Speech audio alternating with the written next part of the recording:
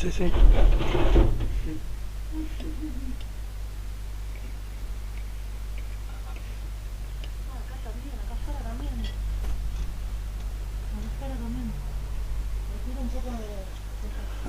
Ahora después lo junto. ¿Ah? El café quedó manchado.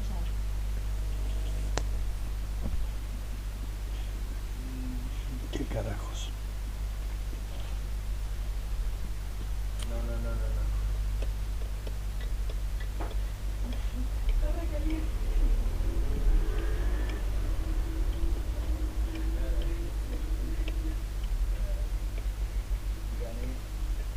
Buenas noches.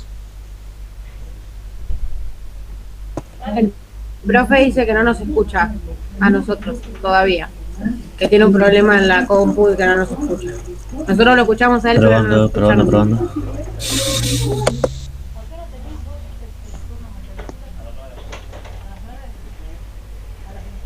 Podemos hablar en señas, si no. Ya estoy, esperen que tengo un problema con el audio de la máquina. Ya estoy. ¿Estás más tranquilo, Ariel? Sí. Gracias.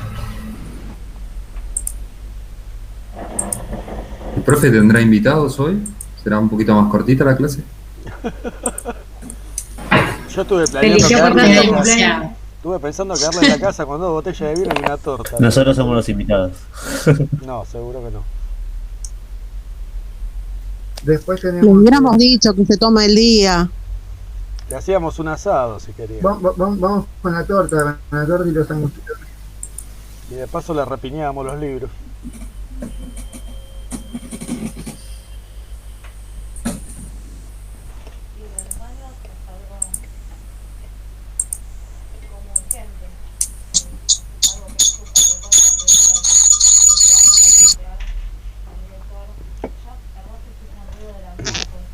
Bien, ahí me escuchan. ¿Cómo están? Buenas noches. ¿Qué tal? ¿Cómo le Hola, va? profe. Hola, profe. ¿Qué tal? ¡Feliz cumpleaños! ¡Feliz cumple!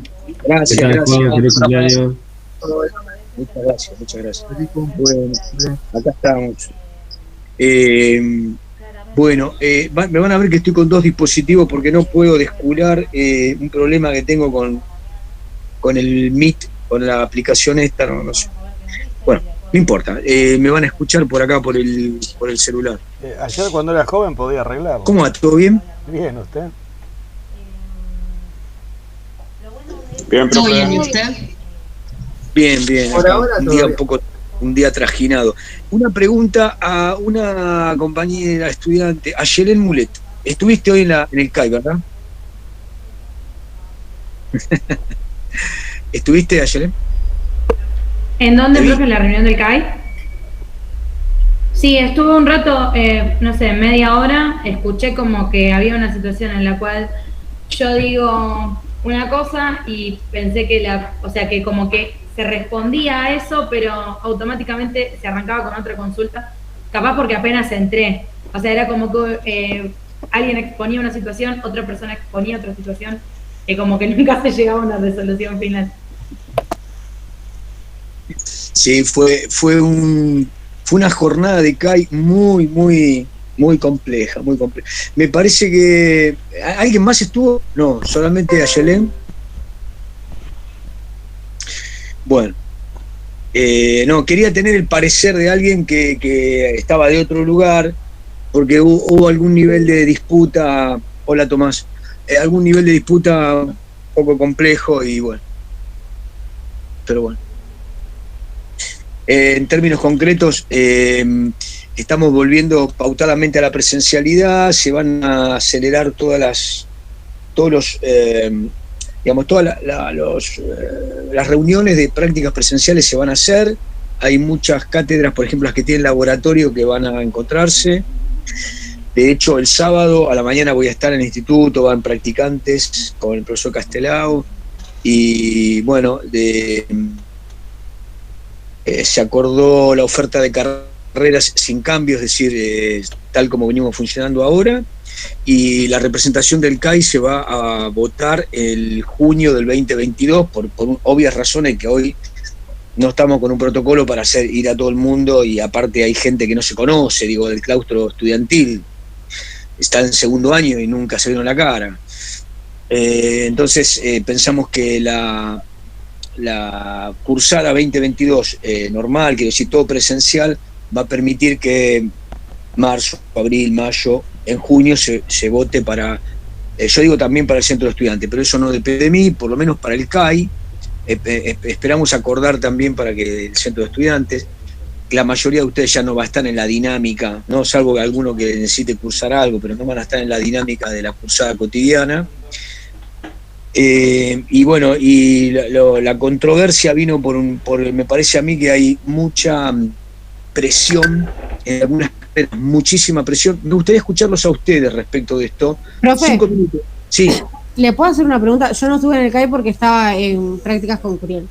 Sí. Nosotros, por ejemplo, ¿no? Que nosotros ya la mayoría con usted o con Diego terminamos las prácticas ya, o estamos la semana que viene y queda un mes de cursada. ¿Hay una vuelta a la presencialidad para algo en lo que nos respecta a nosotros de acá a diciembre, por ejemplo, o no? No, la idea es que la necesidad de escucharnos sería mucho mejor hacer un cierre, un par de encuentros con el profe presenciales, ¿no? 15 practicantes, 10 practicantes con el profesor, por grupos, un cierre, traen la carpeta, lo que hayan acumulado, y bueno, ese cierre final está bueno, todos los años lo hacemos, más que, digamos, que existe la posibilidad de hacerlo en un turno tarde, acordamos el horario, a mí me parecería bueno hacerlo eso, vernos. Pero solo de prácticas, nada. De prácticas, claro. Lo que les iba a decir, hoy hubo de muchos docentes y muchos estudiantes un reclamo por la mesa presencial. Y lo que vi fue mucha... A ver, digo, les hago la pregunta y ustedes me dicen, ¿ustedes sienten como una opresión, digamos, y necesitan que el final sea presencial porque hubo situaciones que los desbordan en la pantalla? No, creo, yo hablo por mí nada más, y por algunas cosas que estuvimos hablando con los compañeros hoy por privado en el WhatsApp, creo que ahora en diciembre no tenemos, nosotros los que hablamos, digo, ninguna necesidad. Después febrero o marzo es otra cosa, pero ahora en diciembre creo que no. Profe, es que, ¿se me escucha? Sí.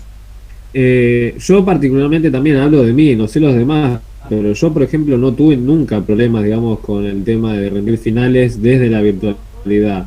Ahora, complicado está aquel que tiene una mala conexión o que, bueno, se le complica quizás por el tema de horarios, pero yo particularmente no tuve problemas. Quizás para algunos es mejor porque no tienen que moverse hasta el instituto, me explico, eso lleva un tiempo, así que desde mi punto de vista yo...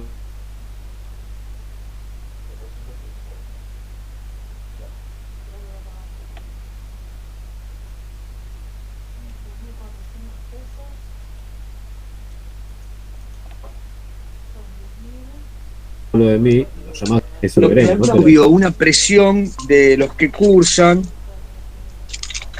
una tensión, bueno, que les hizo pedir a muchos los exámenes presenciales. Entonces quedamos que los docentes van a solicitar quienes quieren exámenes presenciales, lo que para la organización de las mesas configura realmente un problema bastante importante, ¿no? Para los que tenemos que organizar. Pero bueno. A mí me cuesta entender qué tensión es la que podría haber. No, como que no termino de entender eso para llegar a pedir las mesas. O sea, sé que quizás al principio, el año pasado, cuando era un poco más complicado, era cursar en tu casa, hacer los trabajos en tu casa, rendir en tu casa. Era un poco esto de no tener quizás en el profesorado salir y despejar porque estabas todo haciendo en el mismo lugar. Pero no veo ahora, que ya pasó un tiempo, que ya la gente se acostumbró, que claro, si hay mucha diferencia o va acorde a la comodidad de cada uno, pero me cuesta entender esto que dice usted de incomodidad, creo que dijo, o algo así, con los profes o con los chicos. No, una situación opresiva, digamos. Me parece que son carreras que tienen muchos estudiantes en la pantalla y bueno, en fin, fue una manifestación de estudiantes y de docentes, fundamentalmente. No, pero bueno, hubo docentes que lo plantearon también por el lado de historia, así que me llamó la atención. Pero igual, bueno. profe, lo que yo también escuché un poco, no sé si eso usted estuvo atento a eso, pero también se planteó un poco por parte del profe de historia el hecho de que el desdoble de hacer una parte escrita y una parte oral lleva a que la parte escrita, el examen se repita 7 veces el mismo examen en 5 personas distintas, ¿se entiende? También se planteó esa situación, cosa que en la presencialidad no pasa.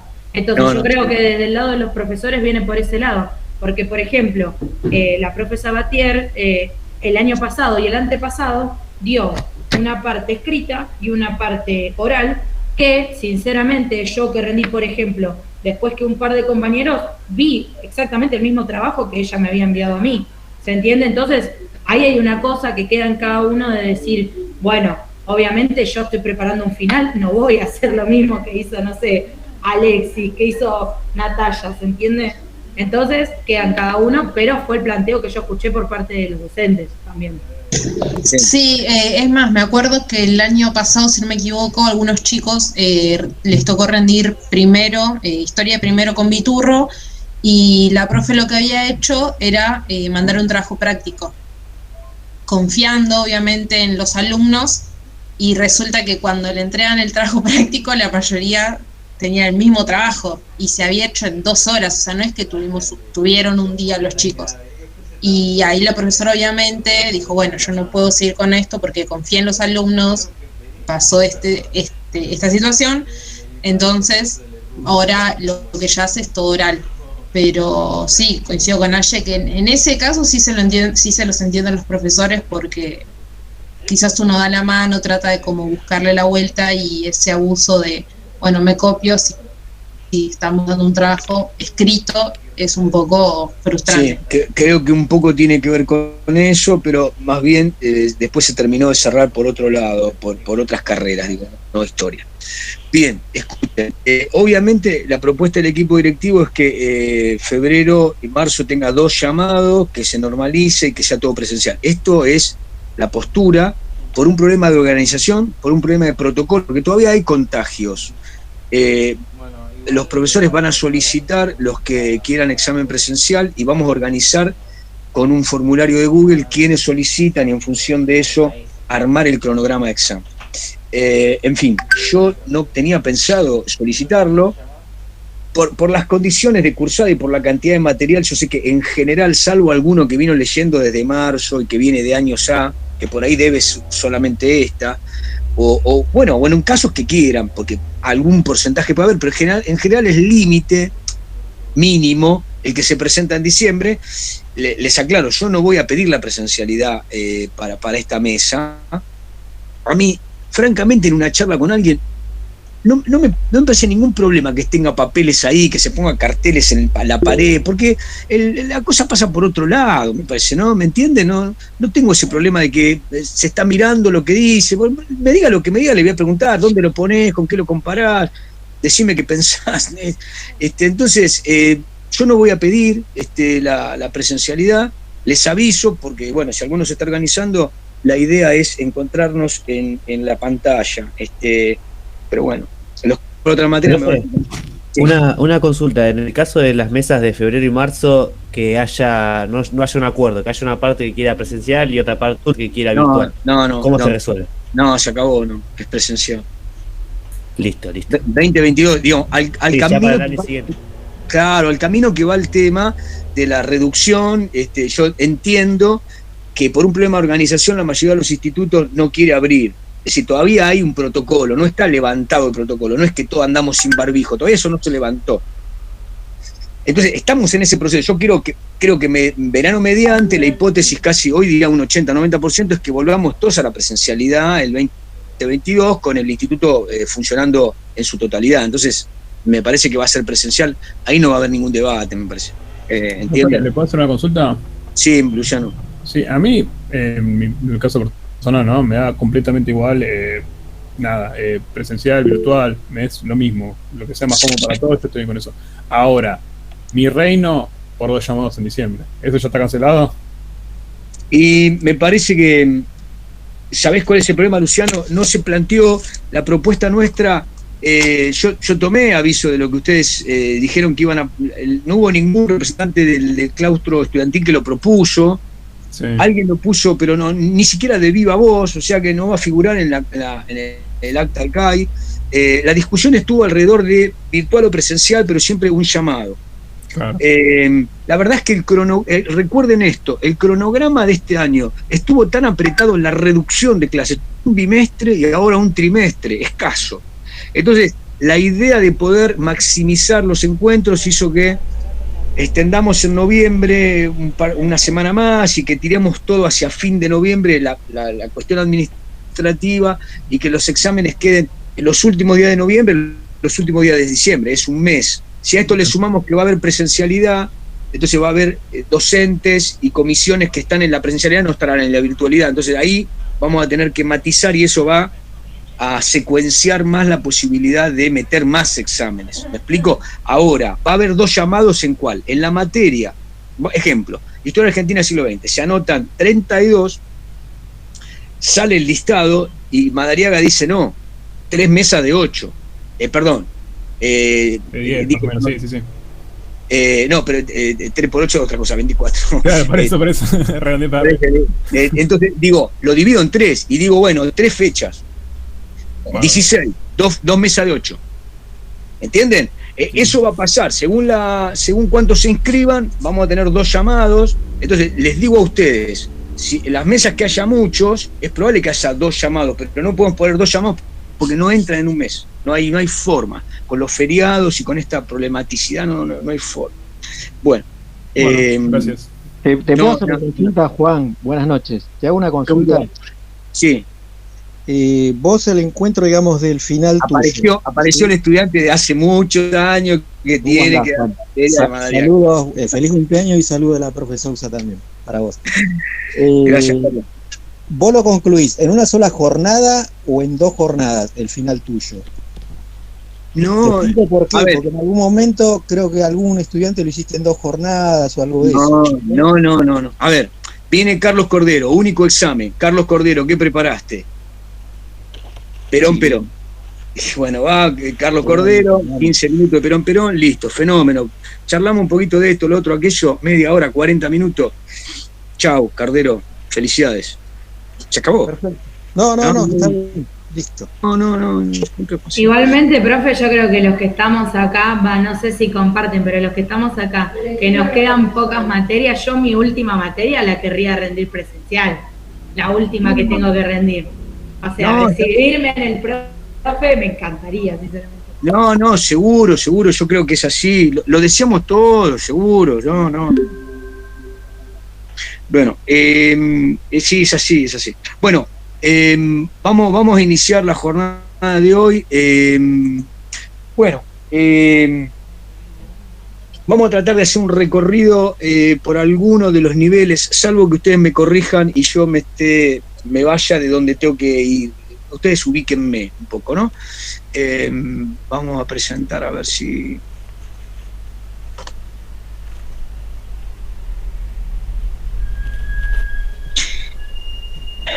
No me acuerdo con...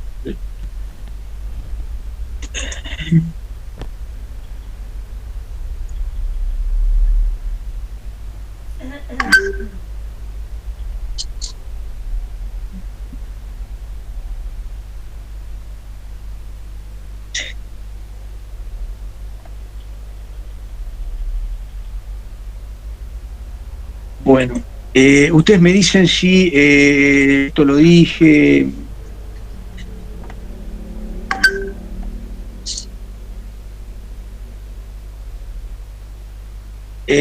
Vamos con esta red, aunque sea espantosa, nos permite seguir un recorrido. Si necesitan que la amplíe un poco, me dicen. A ver. Vamos a hablar. Bueno, la última clase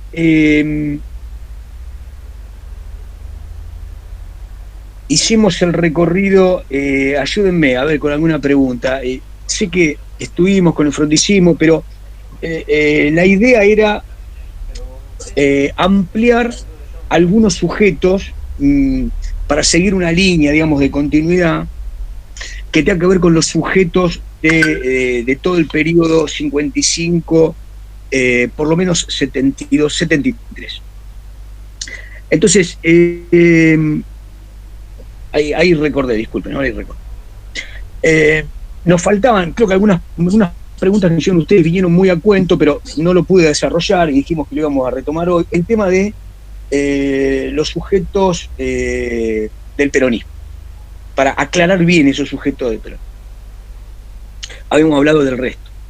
Bien, habíamos demarcado que el periodo de la resistencia, el periodo de la fusiladora, hay un sujeto peronista, digamos, que no lo podemos deslindar, no, aparece monolítico, que es la estructura sindical, ¿no? La estructura sindical. Si bien Aramburu Rojas, no Lonardi, Aramburu Rojas lo descabeza, lo persigue, lo ilegitima, lo ilegaliza, etcétera, ese sujeto, sindicatos, organización gremial peronista, aparece monolítica. ¿Se acuerdan que habíamos dicho que ante el socialismo y ante el comunismo, ese sujeto aparece como un nuevo constructo que monopoliza a los sectores trabajadores industriales, ¿no?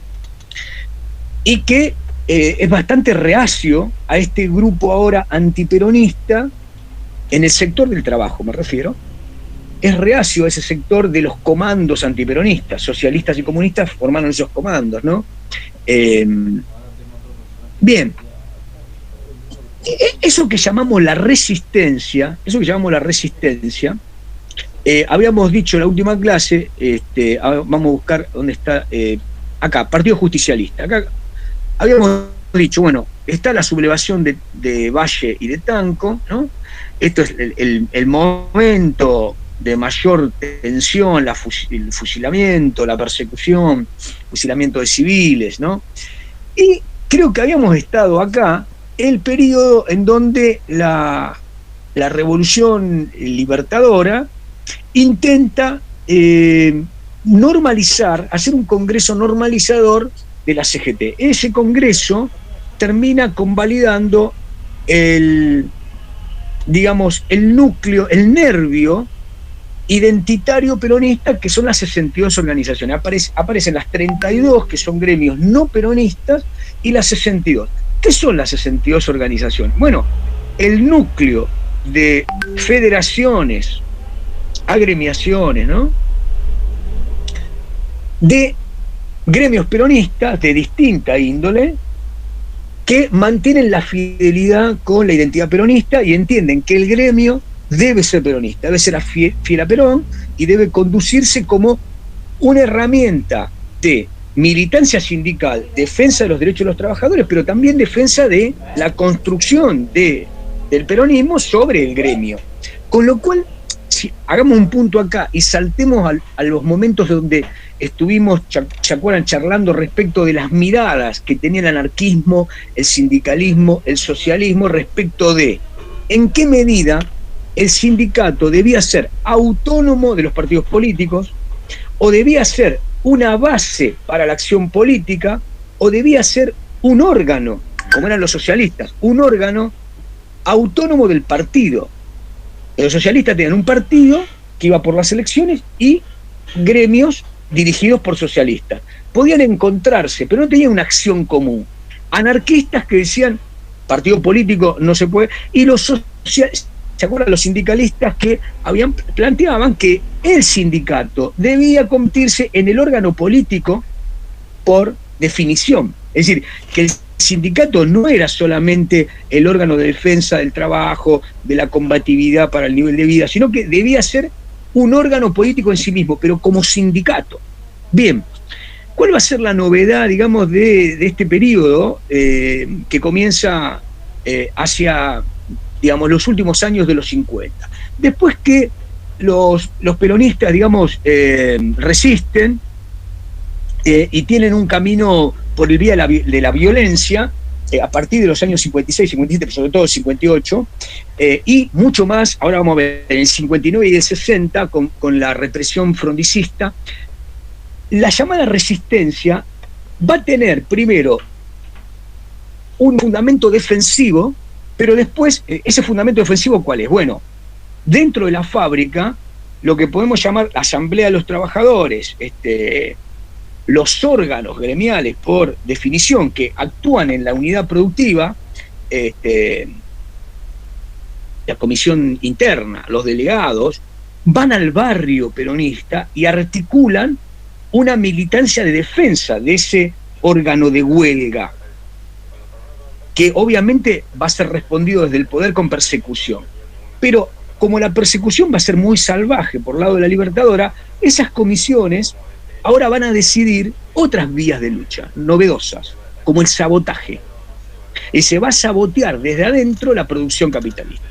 Se va a trabajar a reglamento sin declararlo.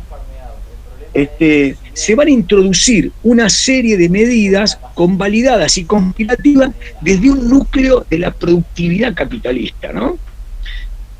Este es un método de resistencia que va a tener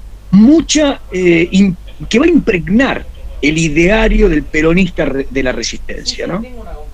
Esas comisiones internas y esas 62 organizaciones que empiezan a coordinar la acción de la resistencia de estos barrios peronistas, de esta conspiración peronista, porque piénsenlo que todas estas organizaciones gremiales, resistentes, están en la clandestinidad, porque el peronismo ha sido ilegalizado, prohibido, proscripto, y sufre una persecución muy violenta, de cárcel, de muerte, etc. Por lo tanto, digamos, ahí hay una construcción post-Perón. Durante el liderazgo de Perón, el peronismo no se arma, no tiene una violencia sujeta a su autonomía. La violencia podía surgir a partir de la voz de Perón, 5 por 1, ¿no? Démosle leña a los Contreras, por ejemplo. Perón ha dicho eso desde el balcón en momentos, y entonces eso sí desplegaba una violencia organizada desde la voz de Perón, organizada desde una verticalidad. Lo que parecía ahora era una autonomía obrera para organizar este sabotaje, esta violencia silenciosa, a veces grupal, y en esta violencia lo que dice un autor, hago un pie de página acá. Yo, en la bibliografía, como obligatorio está Katch y James. James es un gran historiador. Todos los años les doy una entrevista que hacen Roy Ora y Javier Trimboli sobre algunos historiadores. Este año no pudimos, pero en esa entrevista Daniel James es alguien que vino a estudiar, obviamente no es argentino, vino a estudiar, a hacer su tesis de doctorado acá en la Argentina, y trabajó sobre el peronismo, y tiene un gran libro que se llama Resistencia e Integración. Y justamente James es el que dirige este tomo de la historia de sudamericana. ¿Por qué? Porque es el que más estudió esto de resistencia e integración. Recuerden que los que hablaban del integracionismo es los que pensaban el colectivo peronista para incluirlo en una nueva república, hacer pedagogía con los peronistas, o hacer un poco de pedagogía y un poco de coerción. Y estaban después los que decían, eliminémonos del mapa político.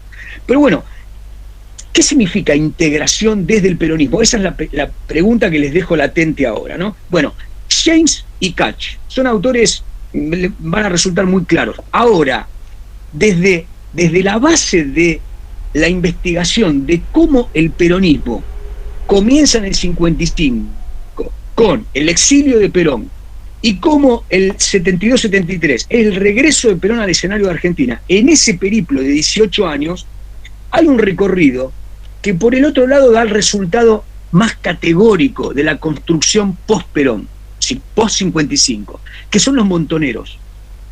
Hay un texto que recorre desde la resistencia a la, digamos, a la disolución montonera. No hubo disolución montonera, pero digamos, en el 78 los montoneros salen de escena como combatientes, ¿no? Entonces, del 55 al 78, Los soldados de Perón, Montoneros, y lo escribió Richard Gillespie. Gillespie. Para mi gusto es uno de los mejores libros sobre el tema. Para mí es un clásico, como un manual. Ahí se encuentra casi todo lo que se puede decir en términos de las identidades peronistas post-55 y las identidades armadas revolucionarias del peronismo y del no peronismo. Porque Gillespie, digamos, toma el caleidoscopio porque está todo muy vinculado, ¿no? Va a haber maridajes y pases y alianzas entre sectores que no son peronistas que se peronizan y sectores peronistas que se van a la guerrilla marxista. Bueno, este recorrido, yo como les sugerí otros libros, les digo, por ahí no para el examen, busquen y compren Richard Gillespie, gran libro, muy recomendable. Los soldados de Perón, Montoneros. Todos los textos que leí, muchísimo, después sobre guerrilla, todos terminan en Gillespie. Dan los marcos de Gillespie, dan la sinopsis de Gillespie, dan el recorrido de la investigación de Gillespie. ¿Vale? Muy importante. Bueno, entonces, ¿por qué fui a Gillespie? Fui a Gillespie, ¿por qué? Porque les quería decir esto. ¿En qué momento el post-Perón 55 se torna violencia política? La violencia política de los antiperonistas está clara, ¿no? Ya la comentamos. Ahora, ¿desde qué momento los peronistas empiezan a pensar en términos de una violencia no solo defensiva, sino una violencia ofensiva? Es decir, tramar un recorrido para organizarse y tener una construcción violenta. Bien, ahí hay como 3 o 4 caminos. Uno es el que les dije la vez pasada. En algún momento la persecución, el encarcelamiento y demás hace pensar que no solo el sabotaje, sino algunas medidas que van más allá del Miguelito en la avenida para que los carros persecutorios y los transportes no pudieran perseguirlos completamente, sino el robo de armas de fuego a los policías, el robo a las armerías.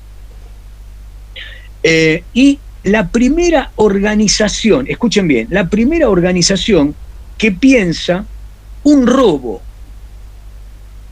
a una clínica, roba los caudales para obtener no un dinero para otro fin, sino que ese dinero tenía que ver exclusivamente con munirse de casas donde guardarse en la persecución, con comprar armas y transportes con vistas a algo más que la defensa, sino ir tras la búsqueda de una violencia política que respondiera a la violencia política que venía desde el poder antiperonista, ¿no? Bien, entonces acá empieza a haber una resistencia, digamos, que tiene otro color, ¿no?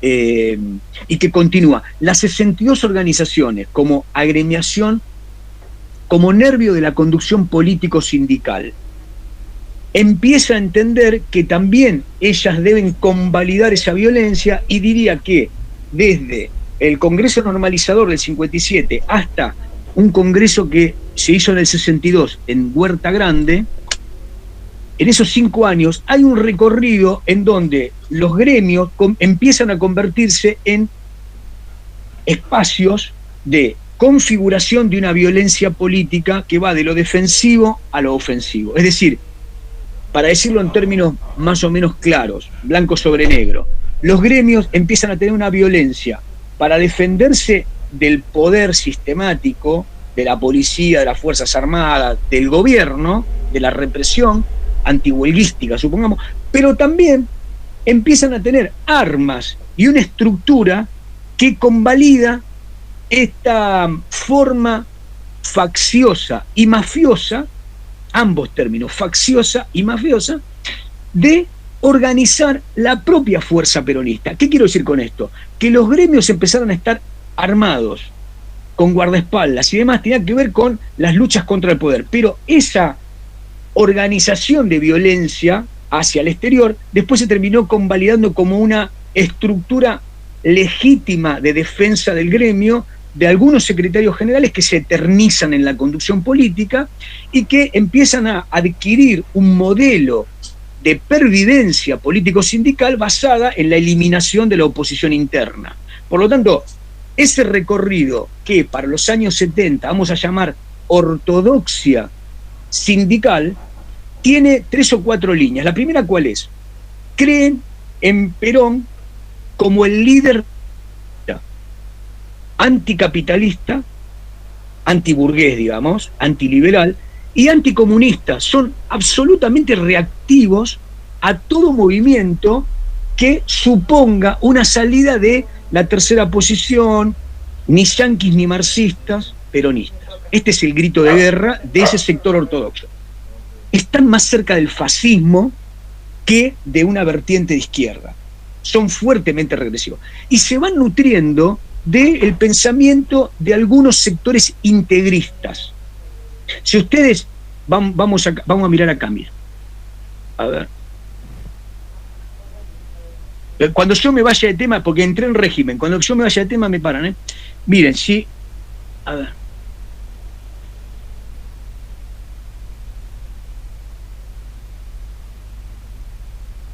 Fíjense acá en la base, ¿no? Acá en la base, yo estoy marcando algo que dice, no sé si lo llegan a leer bien, nacionalismo católico, Tacuara. En el mismo andarivel, en esa época, aparece influencia del foco guevarista. ¿Sí? Estamos hablando de los primeros años 60. ¿Me siguen hasta acá? Sí, profe. Bien. Entonces, ¿qué era el movimiento del nacionalismo católico Tacuara? Bueno, en las filas, ¿de acuerdan de ese nacionalismo de derecha que lo ve a Perón como un demagogo, lo ve como un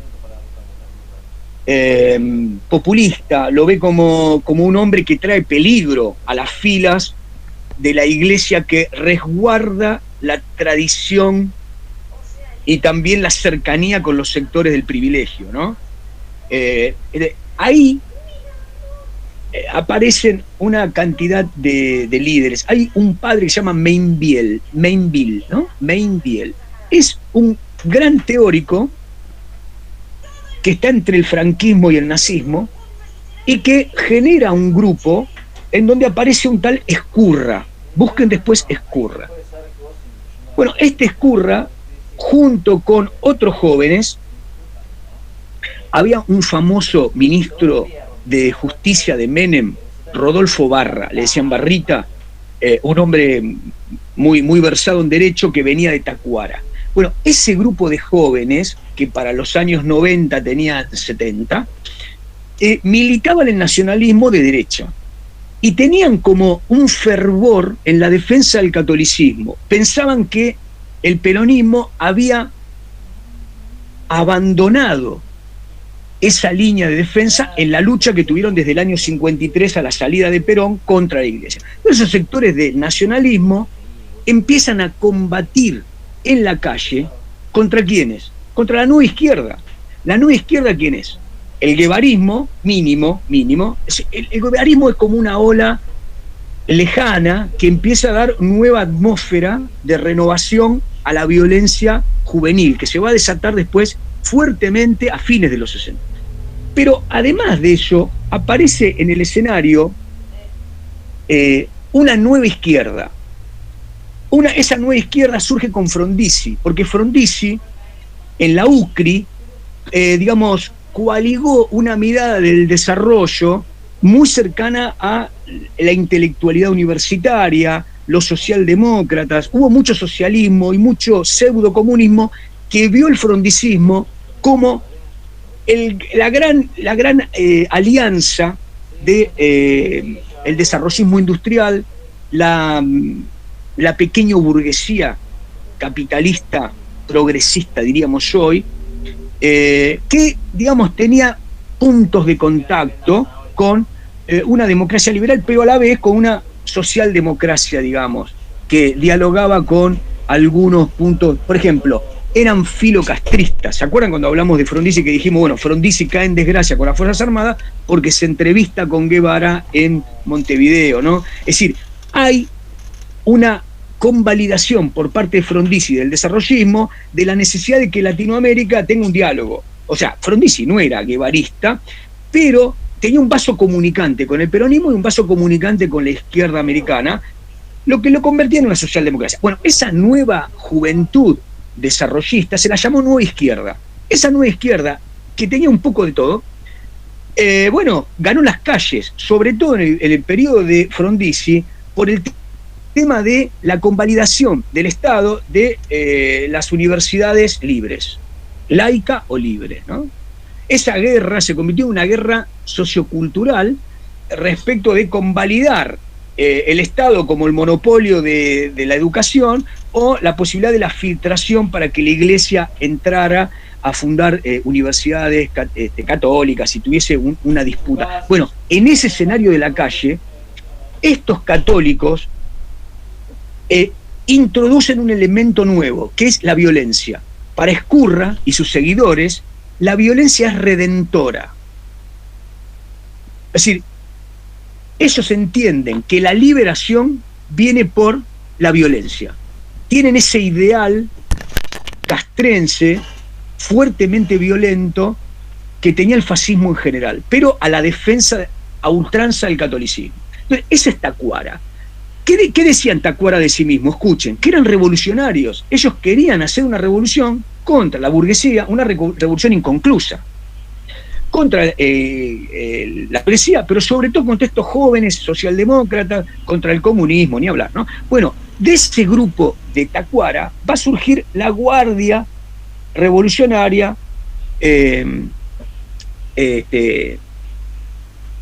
nacionalista, que es como un desprendimiento de Tacuara.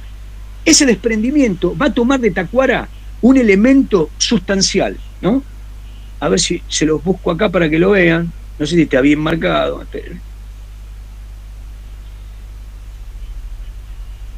Acá, fíjense. El movimiento nacionalista revolucionario Tacuara, MNRT, que va a tener la Guardia Nacionalista Revolucionaria. Bueno, este grupo va a tomar un elemento que no tenía Tacuara y que va a ser la búsqueda de los peronistas. Sí, se van a dar cuenta que esa revolución católica de violencia de derecha no tiene auditorio, tienen que salir a buscar a los peronistas que nadie los defiende, ¿no? Entonces, esa guardia se hace peronista, se va peronizando desde la violencia. Yo les diría que ese es un núcleo de la guerrilla armada peronista, un núcleo. De ahí surgió una pata de los que después va a ser la FAP, Fuerzas Armadas Peronistas. Tenía un núcleo tradicional, repito, el credo era ni yanquis ni marxistas, peronistas, y se va diluyendo la cosa católica. Con esto que les quiero decir, pongan la cosa en términos de dialéctica, se va diluyendo la cosa católica de Tacuara a la Guardia Nacionalista, de la Guardia Nacionalista a la FAP, Fuerzas Armadas Peronistas. Estoy trazando un recorrido y cuando vamos, disculpen, cuando vamos al esquema, fíjense, si seguimos acá,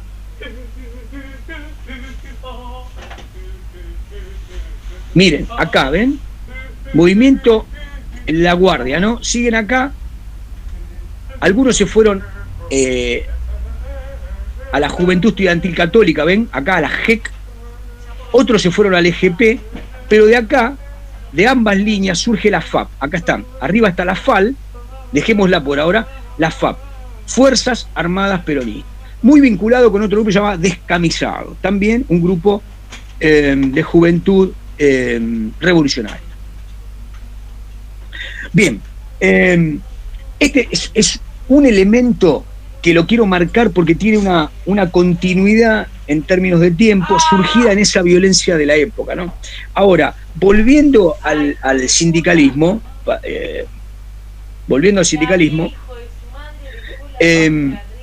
lo que va a suceder durante el periodo de Frondizi es que Frondizi hace un acuerdo con Perón, ese acuerdo no lo cumple,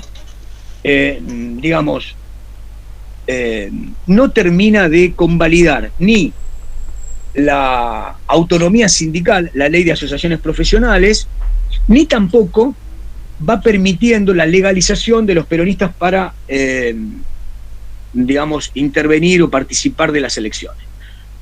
Y en el medio, cuando digo en el medio, digo los 4 años que gobernó Frondizi, en el 59 al 60, ocurre que Frondizi, por la crisis económica, necesita, sobre todo, después vamos a tomar la parte económica, ¿no? Pero sobre todo Argentina va a tener un gran declive agropecuario en esos años. La segunda mitad de los 50, los primeros 60 son fuertemente deficitarios en el agro, y por lo tanto hay una gran crisis económica. Cuando digo gran me refiero a una crisis. En esa crisis actúan 2 elementos: la crisis en sí misma, la escasez de divisas, y la seguridad que tenía Frondizi de que era necesario acudir a una nueva vertiente de desarrollo de relación con el mundo para obtener empréstitos y la asistencia de los organismos multilaterales de crédito, el Banco Mundial y el FMI. Acuerda con el FMI en esa crisis, y entonces lo que va a suceder es que para el año 59 hay una gran crisis debido a que el Fondo Monetario en el acuerdo le propone a Frondizi la necesidad de que el Estado se retire de algunos espacios productivos subsidiados. Uno de ellos será un gran frigorífico de la zona de Mataderos, que todos deben conocer, que dio como resultado, nombro esto, pero obviamente el FMI planteaba que el Estado retirase subsidios en muchos aspectos. Por ejemplo, la protección de los ingenios en Tucumán. El Estado tenía que obviamente retirarse de muchos subsidios, de mucha gestión y de mucha promoción. Bueno, esto trae como resultado que al tener que levantar la gestión estatal del frigorífico, el frigorífico va a ser tomado por los trabajadores. Y ahí va a haber 2 líneas. Una línea es la de John Cook y Villalón, que forman la vertiente. ¿Se acuerdan que hablamos de John Cook como uno de los peronistas que había trazado con Perón, o hacia Perón, porque Perón no le dio ni 5 de bolilla, había trazado hacia Perón la estrategia de ir a Cuba? Es decir, esto comienza en el 59, ¿no? Y Cook, que obviamente era un ex comunista, plantea la vía insurreccional. A mí me parece muy importante que ahí paremos la pelota. Las 62 organizaciones son una cosa. Dentro de las 62 organizaciones va a haber una cantidad de integrantes de los gremios que se suman a la vertiente de John Cook para entender que la toma del frigorífico Lisandro Latorre era un camino para generar una gran movilización popular que derrotara la represión que el frondicismo empieza a plantear contra la huelga y la propia toma. Entre el año 59, la toma del Lisandro Latorre, que fue muy larga, con mucha erosión para el gobierno y con mucha erosión para las fuerzas sindicales, John Cook un poco se juega la patriada de demostrarle a los gremios la necesidad de ir a una vía que superara la violencia defensiva, que superara el sabotaje, que superara la clandestinidad, y que de cara al gobierno planteara una vía popular de movilización revolucionaria. Bueno, eso fracasa, y durante el año 60 lo que va a hacer Frondizi es aplicar el programa que se llamaba conmoción interna del Estado. Es decir, lo había creado Perón para las huelgas ferroviarias, pero no lo había aplicado. Suponía un cese de las garantías establecidas por vía constitucional de los derechos de las instituciones representativas de los trabajadores y de las libertades por ejemplo, de huelga, etc. Entonces, ese plan Conintes habilitaba a que las Fuerzas Armadas fuesen a perseguir a los trabajadores. Busquen ahí La República Perdida, por ejemplo, y otros grandes documentales muestran la gran represión, la salvaje búsqueda de trabajadores, que después del Lisandro Latorre se multiplicó en los grandes paros ferroviarios, en donde también Frondizi intentó racionalizar y reducir los aportes estatales, cerró ramales, etc. Bueno, sobre esto seguramente, me voy a tomar un traguito, seguramente el compañero ferroviario tendrá algo para decir, ¿no?, de la historia sindical y las huelgas, ¿no?, contra el frondicismo. No, la verdad que no. Había leído un libro hace años que se llamaba Rieles de Lucha, que hizo escribir La Fraternidad y lo editó cuando cumplía, no sé si 100 años, una cosa por el estilo, donde todo esto estaba bien contado, muy bien escrito ese libro. Pero no lo tengo, me lo habían prestado simplemente y no tengo muy presente. No, está bien, pero que no se convierta en no es una interpelación, porque digo, por ahí, viste, se comenta, porque hay mucha tradición ferroviaria respecto de las luchas contra el periodo Frondizi. Bueno, la cuestión es que en este escenario, ¿qué es lo que pasa entonces? A ver, tratemos de ir haciendo... estoy hablando de... Sí, Gastón. ¿Le puedo decir? Yo no sé si está bien esta objeción que hago, pero puede ser que el plan Conintes anticipó el terrorismo de Estado en los años 70, ¿es correcto decir esta apreciación? A ver, yo porque te digo ya con esa represión que uno está hablando, ya como que está anticipando. A ver, me parece que el plan Conintes, como lo había pensado Perón y como lo aplica Frondizi, pertenecen a otra época. Pertenecen a una época en donde era necesario aplicar una coerción máxima porque el poder destructivo de las organizaciones sindicales debía resguardarse con la fuerza de represión del monopolio estatal.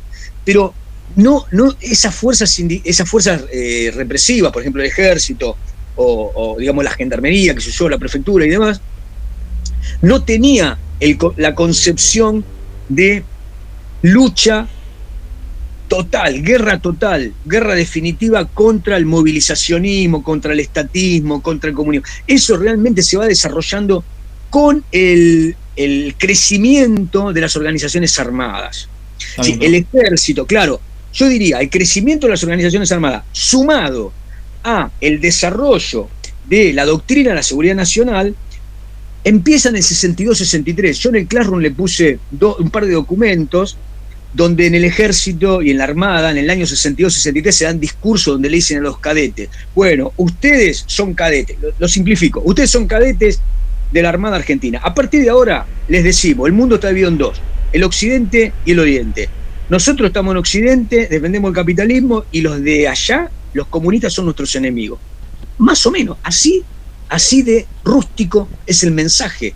O sea, a partir del 62-63 se le estaba diciendo a los cadetes del ejército, de la marina, de la aviación, todo aquel que tenía un arma y un uniforme del Estado, se le decía que su objetivo de guerra era defender la identidad occidental, cristiana, capitalista de Argentina en Latinoamérica, obviamente con un liderazgo, el de los Estados Unidos.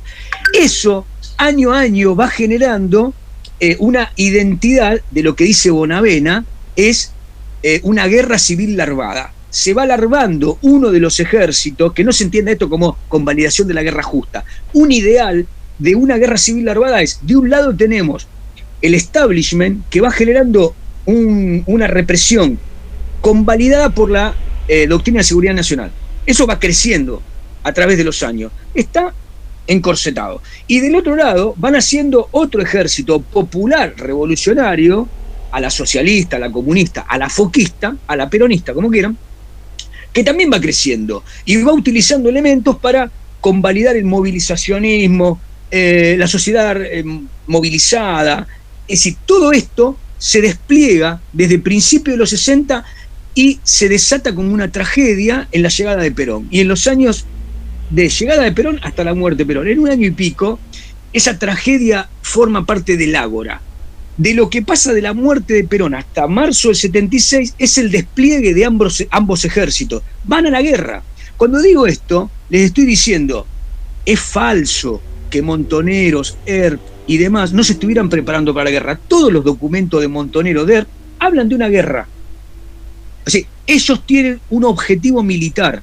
¿Esto los convierte en iguales al ejército represivo de la Fuerza Armada? No, de ningún modo. Lo que digo es, para interpretar el escenario, tenemos que pensar en esos términos. Por lo tanto, lo que pasa en el 76 es algo de una magnitud muchísimo más superlativa, digamos, ¿no? Es decir, el ejército, la armada, la prefectura, la gendarmería, las policías provinciales están preparando y tienen 1 año y medio de preparación en terreno. La escuelita en Tucumán, la represión en el monte tucumano contra el ERP, es una prueba de los centros clandestinos de detención que van a aplicar en forma masiva a partir de marzo del 76, ¿no? Entonces digo, el CONINTES me parece que ni siquiera tiene contacto con lo que pasa en los 60, ¿no?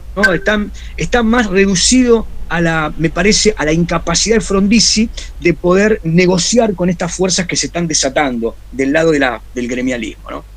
Bien, gracias Gastón por la pregunta. Entonces, volvamos a convalidar. Tenemos la 62.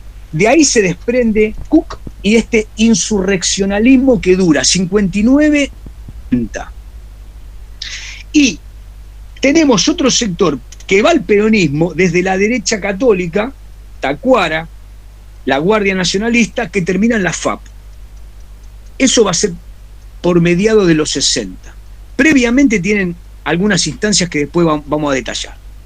Bien, ¿por qué es importante Cook y este escenario del año 59, 60, 61? Porque Cook, como les dije en otro momento, va a ser el que convalide, propicie, organice la ida a la isla, a Cuba, de una gran cantidad de organizaciones que van desde el peronismo hasta el trotskismo, que van a organizar una cantidad de intentos.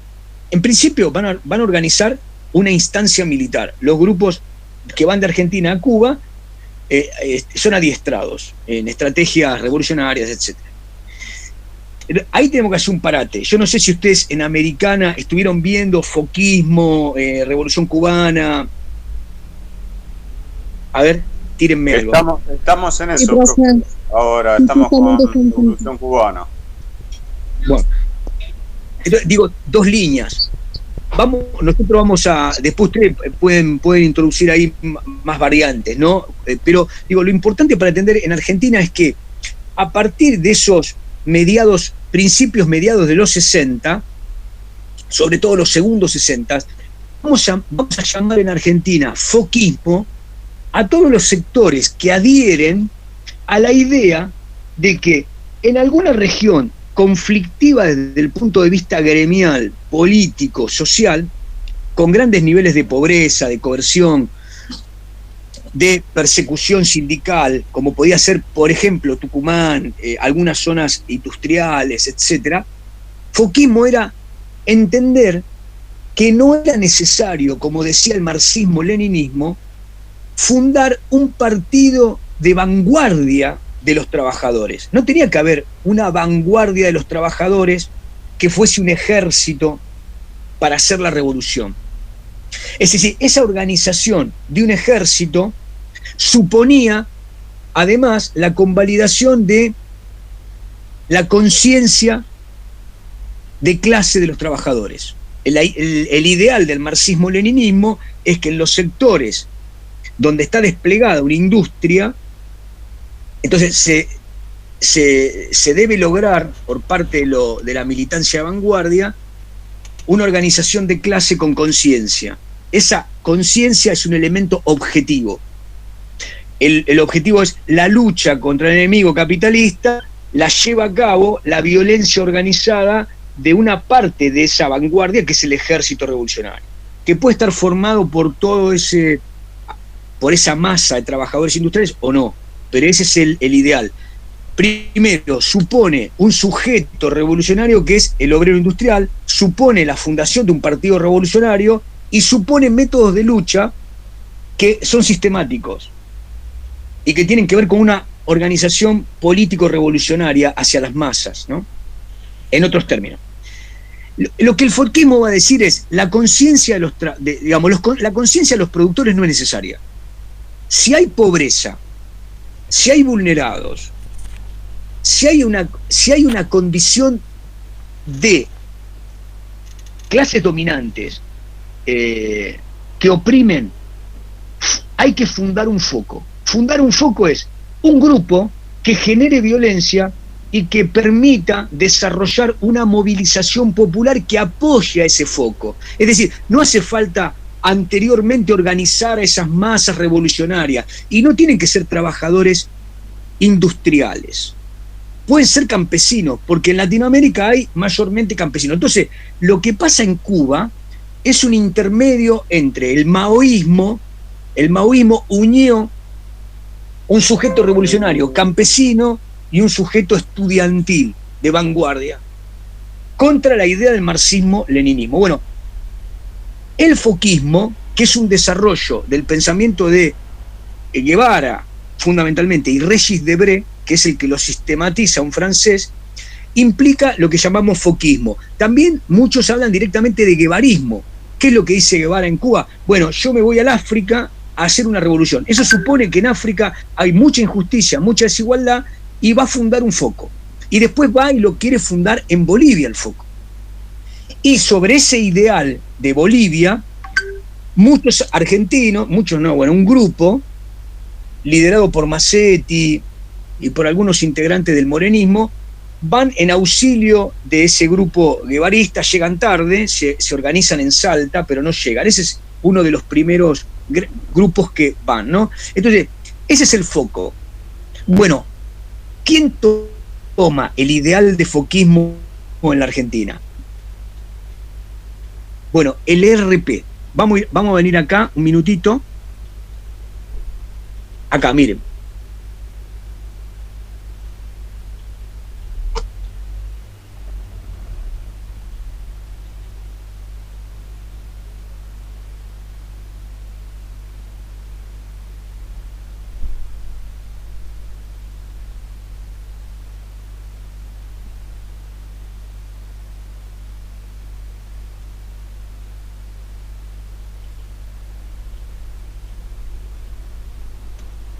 Hola.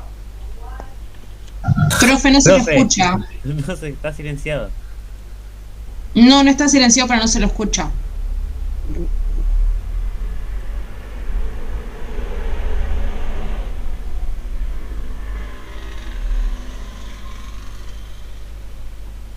Él tampoco nos escucha a nosotros, me parece, porque sigue hablando. ¿Pero está conectado todavía?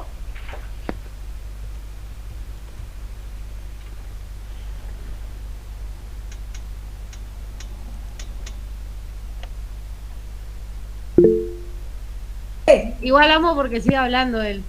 No se dio cuenta. Y moviendo las manos y todo. Hágale señales de humo o algo, porque está siguiendo hablando. Profe.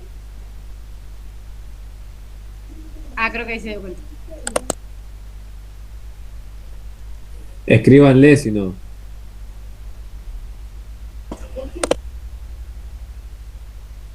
Sí, ya escribimos. Si no, hay que hacer un cartelito.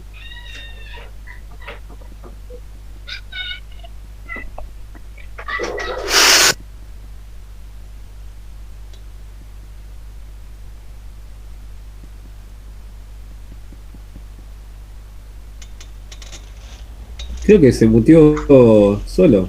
Seguí vos, Alexis. No se me cae una idea, negro.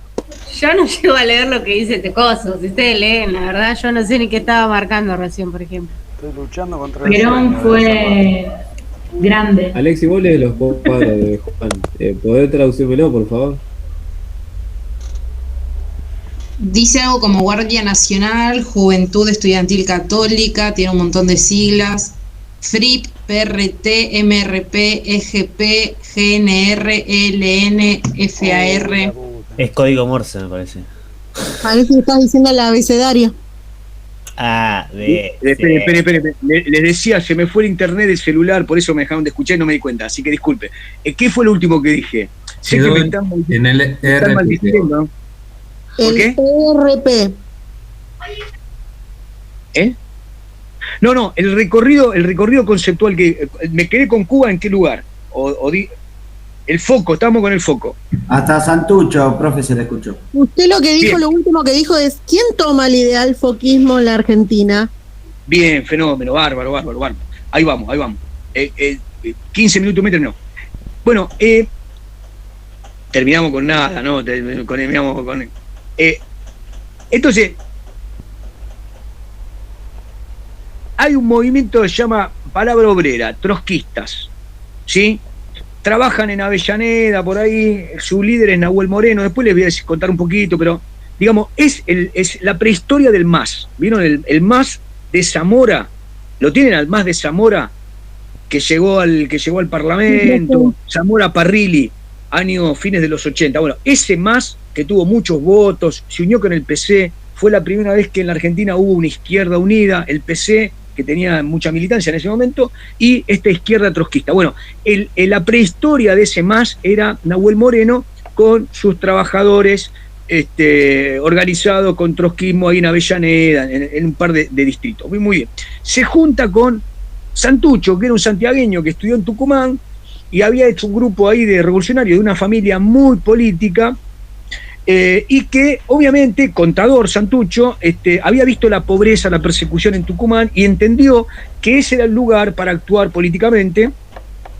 Estaba muy influenciado por Aya La Torre, por algunos revolucionarios del Perú, sobre todo a partir de que el sujeto revolucionario tenía que ser del interior de la Argentina. Él no creía en esta cuestión del centralismo porteño, entonces entiende que el campesinado, que el interior, que ese es el sujeto revolucionario, y a partir de ahí el grupo que él comanda, que se llamó FRIP, Frente Revolucionario Indoamericano Popular, se une en el 65 con Nahuel Moreno y fundan este PRT, Partido Revolucionario de los Trabajadores. Tienen un fundamento trotskista y tienen un fundamento revolucionario nuevo, indoamericano, que tiene puntos de contacto con el pensamiento de Aya La Torre, con el pensamiento peruano, pero también va ganando. Santucho era uno de los líderes más cabales digamos, de las organizaciones armadas en Argentina, va ganando en lecturas del marxismo, es un hombre muy abierto, y entonces uno diría que se fue mutando ese grupo, y finalmente ese PRT después se separan. Nahuel Moreno por un lado, que fundó el PRT La Verdad, ¿no? Y el PRT que siguió con Santucho como líder, que fundó el ERP, Ejército Revolucionario del Pueblo. Por eso ustedes van a ver la sigla PRT-ERP. Bien, ese Partido Revolucionario de los Trabajadores es, junto con Montoneros, el principal órgano no peronista de la organización armada en la Argentina. Bueno, Montoneros no fue al foco. Montoneros creía en la acción revolucionaria urbana, acciones urbanas. Mientras que el ERP entendió que se podían hacer acciones urbanas, pero que el diseño de un foco era fundamental para el desarrollo de el enfrentamiento con las Fuerzas Armadas del capitalismo, del imperialismo, etc. Y es por eso que deciden fundar el foco en Tucumán. Ese foco en Tucumán es el que van a reprimir Bussi, Agdel Vilas en el año 75 con el famoso Operativo Independencia, que es como el anticipo del golpe de Estado, ¿no? Y ahí fue donde se fundó una gran represión, la escuelita, un par de centros clandestinos para torturar a los que apoyaban a ese grupo de combatientes, ¿no? Estuvieron a punto los Montoneros de mandar un grupo de auxilio con el ERP, pero digamos, la dinámica del año 75 no lo permitió. Bien, dicho todo esto, digamos, ahí tenemos otro sujeto, digamos, del camino revolucionario, ¿no? Del camino revolucionario. Bien. Bien, entonces, lo que les decía hoy, a mí me parece muy interesante pensar en Cook como la salida insurreccional, las 62 organizaciones violentas hacia un sistema, si ustedes quieren, más faccioso, violento, pero de un carácter más más mafioso. Es decir, hay una gran cantidad de términos para tratar de darle un contenido y una definición al accionar del peronismo sindical ortodoxo, ¿no? Vamos a resguardarlo con esta mirada. Hay un gran desarrollo a partir de los años 60, en los primeros 60, 62, 63, hasta la llegada de Ilía al poder, de un grupo que, basado en el poder violento que tienen los gremios, basado en el crecimiento que va a tener la industria liviana en las grandes ciudades de Argentina, porque es un periodo de rebote de la industria liviana, van a fortalecer estos grandes gremios, el metal mecánico, el textil, siguen siendo importantes los gremios de transporte, es Mata, y todo lo que el frondicismo, el desarrollismo había operado en términos de inversiones en la Argentina, petroquímica, sobre todo automotores, definen un escenario de grandes ciudades con grandes aparatos industriales que tienen una representación gremial nueva, ¿no? Entonces, todo este aparato sindical va creciendo, se sigue definiendo como peronista, pero al interior de ese aparato sindical aparecen estas estructuras mafiosas. Bien, ¿cuál es la principal estructura mafiosa que aparece en ese escenario sindical peronista? La figura de Bandor. Bandor, desarrolló su accionar en la UOM y desde ahí va a llegar a comandar la estructura de las 62 organizaciones, va a comandar los principales movimientos de la CGT y del peronismo en general. Y acá hay un elemento que tenemos que, disculpe que se empieza a complicar la cosa, ¿no? Entonces, entiende que, vamos a decirlo, la estructura de la Argentina, si Perón tiene un camino permanentemente corporativo, los empresarios, las Fuerzas Armadas, los gobiernos pseudodemocráticos, la Iglesia, los sectores de las embajadas que actúan sobre la situación interna, necesitan de una flexibilidad de los sectores del poder peronista. Todos necesitan negociar con el peronismo. Entonces, Bandor va a empezar a pensar que los gremios necesitan una estrategia de golpear y negociar. Es decir, no actúa sobre el ideal estratégico de la resistencia permanente en el liderazgo a Perón. Empieza a actuar alternativamente con tomas de fábrica, sabotajes, extorsión, violencia, y termina después en la mesa de negociación siendo un gran negociador flexible que, ¿qué es lo que gana? Que la UOM se convierta en una organización moderna. Esto es muy interesante, ¿no? Tanto Kach como James, como Juan Carlos Torre, todos los que estudian el sindicalismo dicen, la UOM llegó por mediados de los 60 al ideal de ser una organización peronista, pero que empezó a parecerse poco al peronismo. ¿Por qué? Porque empezó a introducir métodos sociológicos, métodos de marketing, para hacer que el gremio estuviera munido de una inteligencia que podía discutir con los patrones en la mesa de la Convención Colectiva de Trabajo el método productivo, la rentabilidad, que tuviese números e información para negociar convenios colectivos, y cuando esto se enturbiaba, también podía manejar corporativamente el sabotaje o la violencia desatada, como podía ser al interior del gremio, descabezando la oposición, o hacia el capitalismo, ¿no? Hay un momento, ya en gobierno de Ilía, que cuando Ilía amenaza los gremios con una nueva ley que desate la asociación profesional, es decir, quitarle la centralidad de los dineros que las secretarías generales de los gremios le extraían a los trabajadores en forma automática, y cuando se ve amenazado este peronismo sindical, lo que hace Bandor es ir a una acción máxima de oposición. Bueno, lo que dicen los autores es, nunca se vio, en muchos lugares, nunca se vio el escenario de que una sola persona pudiera manejar el 80 al 90% de la población industrial de las grandes empresas, haciendo que decenas de miles de trabajadores pararan su actividad o tomaran las fábricas. Había miles de empresas tomadas por sus trabajadores. Imagínense el nivel de presión que eso significaba, ¿no? Esto ya obviamente es en un periodo que hemos atravesado el periodo de azules versus colorados, y Bandor actúa con los distintos sectores del ejército negociando con ambos, tanto con los liberales como con los golpistas. Este es un periodo famoso en el cual tanto los radicales como los peronistas, como los militares, se acostumbraron a conspirar unos contra otros. Bandor formaba parte de la pata sindical de este corporativismo faccioso desatado. Pero no termina ahí el tema de Bandor. Bandor moderniza el gremio, pero no termina ahí.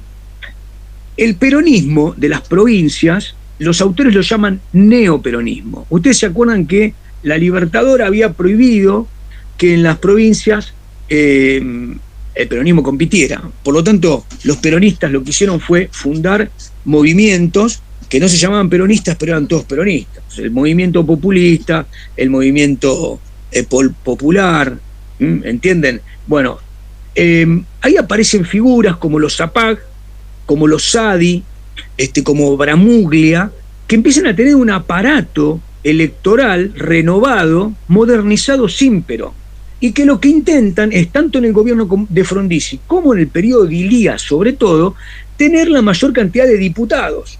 Por lo tanto, empieza a haber una negociación entre los sectores neoperonistas, políticos de provincia, con el sector sindical de Bandor, para tener una misma estrategia parlamentaria y tener la mayor cantidad de escaños.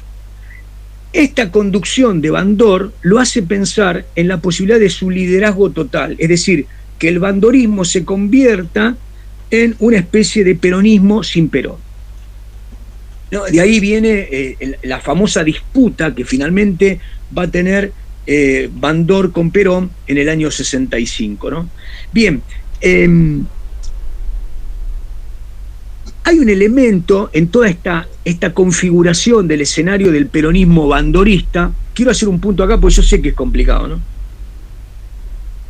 Cook no tenía nada que ver con esto. Los peronistas que dije de la FAP, que se están formando no tenían mucho que ver con esto. Sin embargo, todos dialogaban. El problema es que en este periodo, los que están más cerca de Cuba y de la revolución y que se están pensando en peronistas como emancipadores a la moda cubana, empiezan a ver que Bandor es un traidor. Y empiezan a ver que todos los que acompañan a Bandor son peronistas traidores a Perón. Por lo tanto, acá nace una guerra al interior del peronismo que identitariamente empieza a manejar el término de duros y blandos. Son duros todos aquellos que desde la violencia, desde la resistencia, no convalidan los métodos de Bandor, y aquellos que desde el economicismo, desde la búsqueda de confort, de mejores ingresos que Bandor les provee, porque tiene clínicas sindicales, tiene mejores hoteles que despliega por todo el país, es decir, todo lo que nosotros sabemos que los gremios lograron desde el periodo peronista, pero que ahora incrementan, empieza a trazar una línea demarcatoria, ¿no?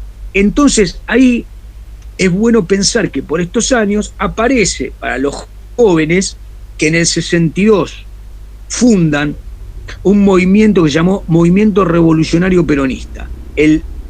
Uno de estos sindicalistas se llamaba Rearte, Gustavo Rearte. Ese movimiento popular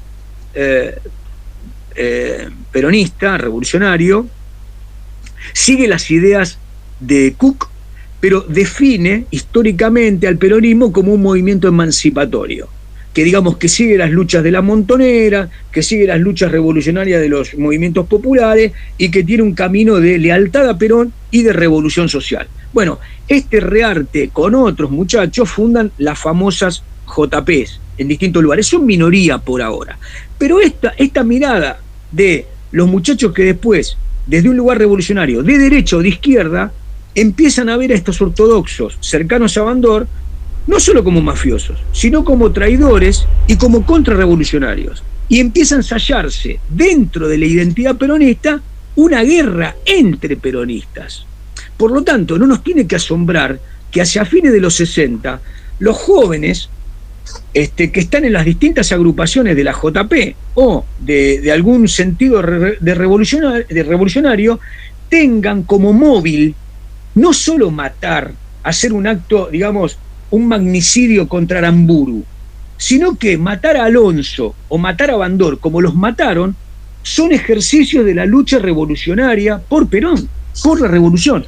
O sea, se entiende, ¿no? Se funda la idea de que hay peronistas duros, revolucionarios, que matan a otros peronistas considerados traidores ortodoxos de la causa, en este caso de Perón.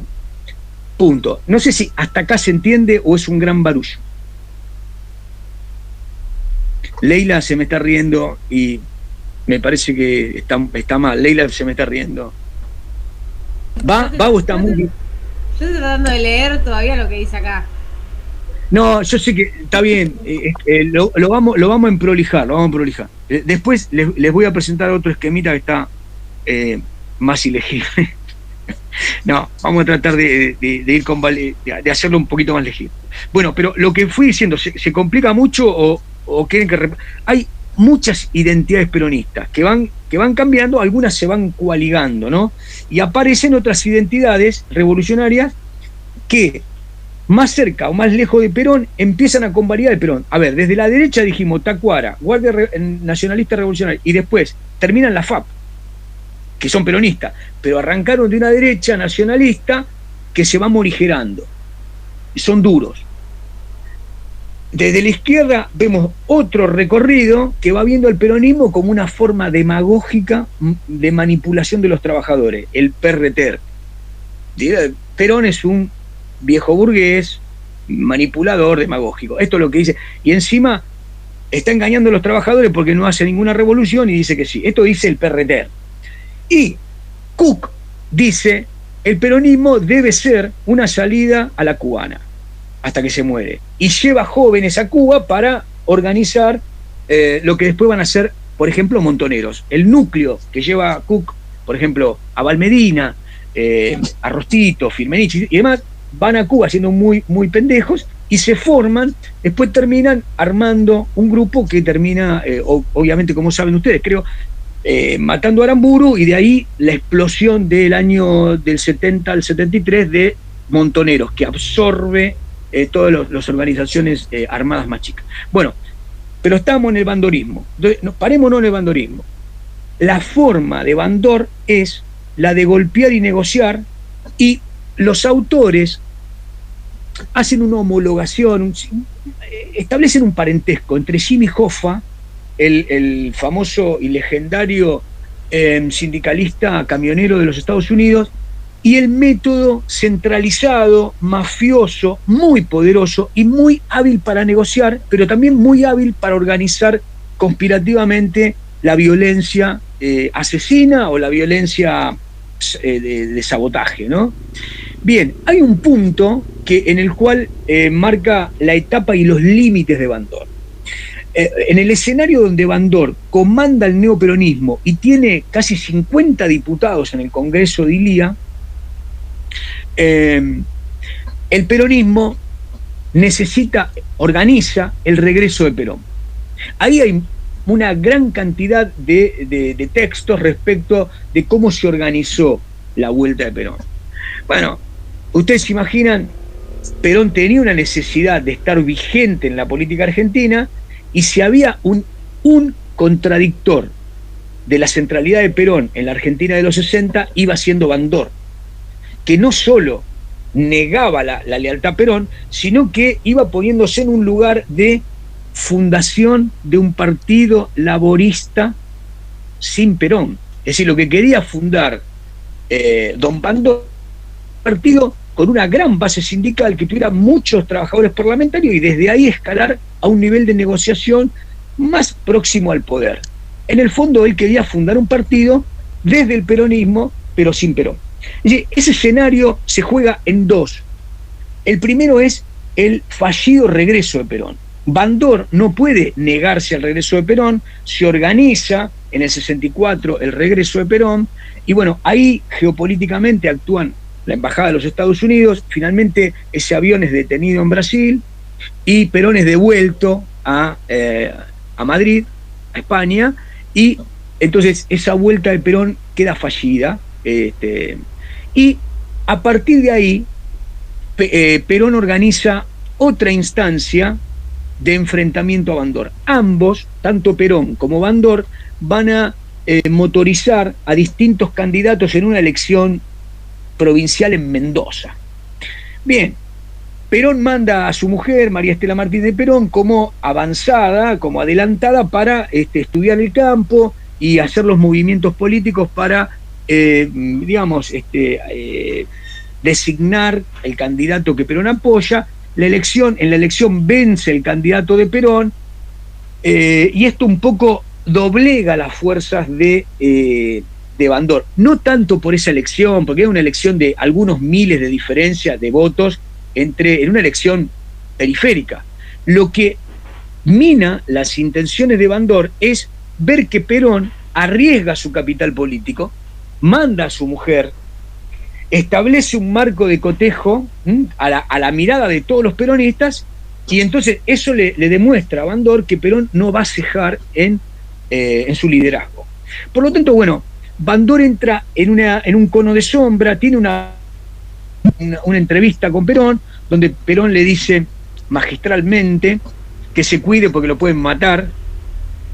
Muchos autores interpretan que a partir de ese momento Bandor tenía un precio en su cabeza. La cuestión, bueno, que algunos años después Bandor va a ser asesinado, ¿no? Pero bueno, el escenario del bandorismo queda desactivado. Y finalmente, ¿cuándo termina de ser desactivado el bandorismo? Bueno, cuando Onganía da el golpe del 66, Bandor, con toda su troupe, van al escenario de toma del poder. O sea, Bandor cree que el escenario de la dictadura de Onganía le va a permitir a él ser el principal portavoz de la negociación con una nueva dictadura que parece como un general un poco más cercano. El propio Perón también se deslumbra con Onganía y dice desencillar hasta que aclare. Bueno, la cuestión que en ese escenario posterior al 66, a lo largo del 66, claramente lo que Onganía define es un periodo de gran represión sindical y la figura de Bandor se va oscureciendo. Ahora, ¿qué deja el bandorismo? El bandorismo es el formato estandarizado del sindicalismo ortodoxo peronista. A partir de ese momento, digamos, los grandes sindicalistas, lo que hoy llamaríamos gordos, ortodoxos, que tienen un formato ideológico de cercanía a la lealtad, pero que operan con otros marcos de negociación, que en muchos casos son denunciados como contrarios a los intereses de los trabajadores, establecen un poder instituido por la ley de asociaciones profesionales que le permite a esos secretarios generales recibir, digamos, las cuotas que le descuentan automáticamente a los trabajadores y que no le permiten a los trabajadores tener acceso a un sindicato paralelo, porque la ley de asociaciones profesionales que defendía el bandorismo y sus asociados era aquella de que no había varios sindicatos, había un sindicato por oficio o por rama. Entonces, la UOM era todos los metalúrgicos, y todo el que tuviera un fierrito en la mano era metalúrgico, como ahora todo el que es camionero, que aunque tenga un carrito de juguete, es de Moyano. ¿Y cuál es ese? Ese paraguas legal le permitía a los empresarios, al gobierno y a los sindicalistas tener un marco de negociación corporativa centralizada. Y a los sindicalistas le da un poder enorme desde el punto de vista financiero, por ejemplo, para organizar elecciones. Pero, por lo tanto, si lo miramos desde ese lugar, más que desde lo ideológico, el bandorismo estandariza un modelo de poder del sindicalismo en ausencia de Perón, entre el 55 y el regreso de Perón, ¿no? Digo esto y termino acá. En los años 60, cuando Perón entiende que la única forma de volver es hostilizar a la dictadura Onganía, y se da cuenta que en el mundo la ola revolucionaria la movilizan los jóvenes, Perón empieza a virar y tiene un discurso de izquierda captando a los jóvenes, a los que introducen el movimiento. ¿Qué hace Perón en ese momento? Desconoce a los sindicalistas y a los gremialistas que son ortodoxos. De hecho, la campaña del 73 para ubicar a Cámpora como presidente la conduce la juventud peronista, la conducen las organizaciones juveniles. Perón en ese momento, a ver si lo explico políticamente, Perón necesita a quienes hostilicen a la dictadura. Y Bandor y sus asociados no estaban preparados para hostilizar a la dictadura, estaban preparados para negociar. Por lo tanto, ahí tenemos que tener una mirada, si ustedes quieren, bastante compleja. El peronismo se convierte en un sector que hostiliza al sistema, lo quiere revolucionar por una vía de izquierda, los jóvenes, pero por otro lado convalida el sistema porque el status quo de los trabajadores que obtienen un salario, etcétera, etcétera, convalidan ese sistema. ¿Quién era más peronista? Los trabajadores de la UOM, de ESMATA, etcétera, combatían a los jóvenes infiltrados como unos enemigos de clase. ¿Por qué? Porque lo que querían era destruir su estándar de grandes salarios. Los trabajadores de la UOM, de ESMATA, tenían grandes salarios. Es decir, entre el 64 y el 74 la Argentina tiene un periodo de crecimiento inusitado. Menos importante que el de la época de Roca, pero un gran crecimiento. La industria automotriz, la petroquímica, produce este enfrentamiento entre dos modelos gremiales y de poder, ambos peronistas. Bueno, gracias por aguantarme, estuve medio encendido hoy, ¿no? Bueno, se me ríen. Bueno, gente, me voy a comer algo con mis hijos. Les agradezco mucho. Nos vemos. Hasta luego.